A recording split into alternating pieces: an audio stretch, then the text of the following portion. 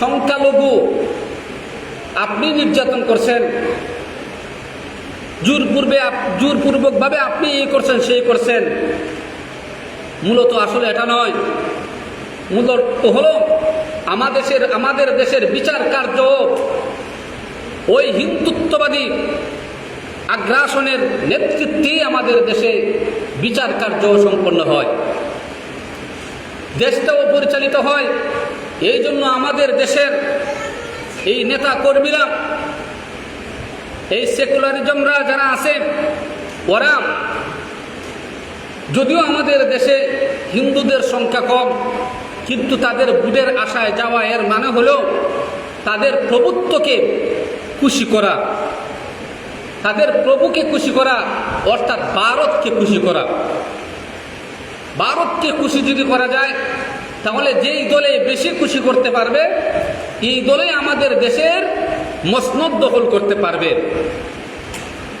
যে দলের নেতারা ভারতকে বেশি খুশি করতে পারবে, ভারতের সাথে সুসম্পর্ক রাখবে, ভারতের কথায় উঠবে আর বসবে, ভারতের কথায় তার রাজনৈতিক যে অবস্থান বা রাজনৈতিক পরিচালনা করবে, সেই ব্যক্তি দেখবেন আমাদের দেশের রাষ্ট্রপতি হয়, দেশ পরিচালনার দায়িত্বে সে যায়। সুতরাং এই ইসকন, এই সন্ত্রাসী সংগঠন আমাদের দেশে জায়গায় জায়গায়, অঞ্চলে অঞ্চলে এই ইসকনের সদস্যরা নৈরাজ্য সৃষ্টি করছে, মুসলমানদের মা বোনদের ইজ্জতকে লুণ্ঠন করছে, মুসলমানদের সম্পদ লুণ্ঠন করছে, মুসলমানদের জীবনকে ধ্বংস করে দিতে যাচ্ছে। এই ইসকনকে আজকে প্রায় আমাদের বাংলাদেশে 3 লক্ষ মসজিদ রয়েছে, 3 লক্ষ জামে মসজিদের মঞ্চ থেকে ওলামায়ে কেরামের একটাই কথা, যে আমরা চাই ওই ইসকনকে বাংলাদেশের মাটিতে নিষিদ্ধ করা হোক। কারণ এই বাংলাদেশ হলো 95% মুসলমানের দেশ। এই মুসলমানের দেশে সন্ত্রাসী নামক এই ইসকন সংগঠন যেন না থাকে। আপনারা কি কন?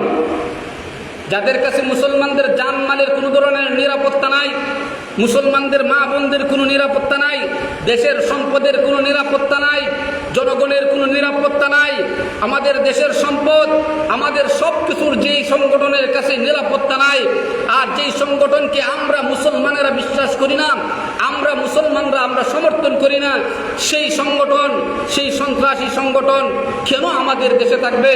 আমরা সন্ত্রাস চাই না, আমরা চাই ভ্রাতৃত্ব, আমরা চাই একজনের সাথে আরেকজনের সহানুভূতিশীল হওয়ান, একজন আরেকজনের সাথে বন্ধুত্বপূর্ণ আচরণ করা, বন্ধুত্ব অবস্থায় আমরা আমাদের জীবন পরিচালনা করা। সুতরাং আমরা এই ইসকনকে আমরা চাই না। আমাদের হিন্দুদের সাথে আমাদের কোনোদিন কখনো কি হইতে পারে না, বন্ধুত্ব হইতে পারে না। আমার আল্লাহ পবিত্র কুরআনে ঘোষণা করেছেন, দ্ব্যর্থহীন ভাষায় আল্লাহ বলেন, লা ইয়াত্তাখিযুল মুমিনুনা আল কাফিরিনা আউলিয়া মিন দুনিল মুমিনিন ওয়া মান ইয়াফআল যালিকা ফালাইসা মিনাল্লাহি ফী শাইইন ইল্লা আন তাত্তাকু মিনহুম তুকাতা ওয়া ইউ'আযিরুকুমুল্লাহু নাফসাহু ওয়া ইলাল্লাহিল মাসীর।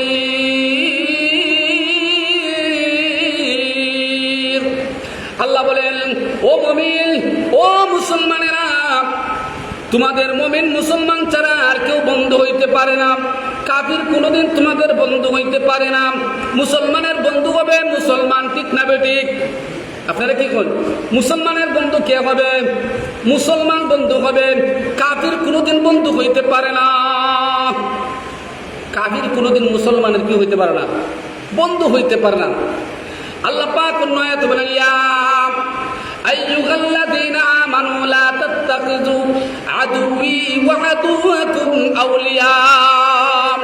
ও ঈমানদার, ও মুমিন, ও মুসলমান, যদি তুমি খাঁটি আসলে যদি মুমিন হইয়া থাকো, যদি তুমি সত্যি যদি ঈমানদার যদি হইয়া থাকো, তাহলে তুমি কখনো লা তাত্তাখিযু আদুওয়ি ওয়া আদুওয়াকুম আউলিয়া, শত্রু আর তোমাদের শত্রু, এদেরকে তুমি বন্ধু বানাইতে পারো না। আল্লাহ বলেন আমার শত্রু আর তোমাদের শত্রু। আল্লাহর শত্রু কারা? আল্লাহর শত্রু কারা? আল্লাহ বলেন আমি বললাম এক। আল্লাহ কয়জন? জুড়ে বলেন আল্লাহ কয়জন?